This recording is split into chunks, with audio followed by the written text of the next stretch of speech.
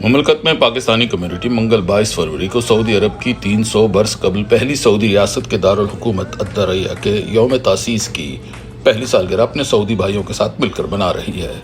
سعودی عوام اس عظیم ریاست کے تاریخی ورثے پر فخر کرتے ہیں۔ امام محمد بن سعود نے وسیع و عریض رقبے پر پہلی سعودی ریاست قائم کی۔ سعودی ریاست نے سماجی، سیاسی، اقتصادی اور ثقافتی میدان میں پیش رفت کی۔ پھر امام ترکی بن عبداللہ بن محمد بن سعود نے دوسری سعودی ریاست کی بنیاد رکھی۔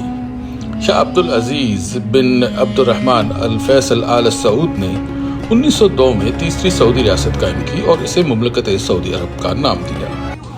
اس دن کے موقع کی مناسبت سے سعودی عرب کے ساحلی شہر جدہ میں پاکستانی صحافیوں نے خصوصی طور پر اکٹھے ہو کر یوم تاسیس منایا اور سعودی فرمانروا شاہ سلمان بن عبدالعزیز کو خراج تحسین پیش کرنے کے علاوہ سعودی عوام سے بھی محبت کا اظہار کیا۔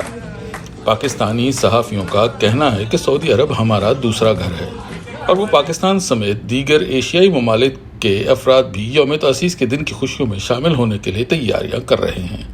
پاکستان سعودی عرب دوستی لازوال ہے، جسے عظیم تر بنانے میں پاکستانی قیادت کے علاوہ سعودی عرب میں مقیم لاکھوں پاکستانی بھی اپنا کردار ادا کر رہے ہیں۔